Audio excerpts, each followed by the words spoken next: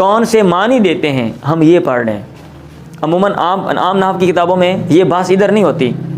یہ بحث آگے چل کے وہ سیپریٹ کرتے ہیں حروف عطف کی بحث، لیکن آپ کی کتاب والے نے چلیں بہت اچھا کیا کہ عطف بحرف کا ذکر آیا تو اس کے ضمن میں حروف عطف کا بھی ذکر اور ان کی جو ڈیٹیل ہے وہ بتا دی، آپ یاد کرتے ہیں، ٹھیک ہے۔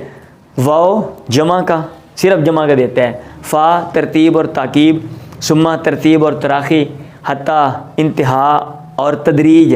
بتلاتا ہے، اما اباحت اور تخییر، او اباحت اور تخییر بتلاتا ہے، اور شک اور تشکیک بھی بتلاتا ہے۔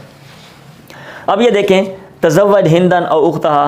شادی کر لو ہند سے یا اس کی بہن سے۔ اب آپ مجھے بتاؤ ایک وقت میں دو سے شادی تو نہیں ہو سکتی نا،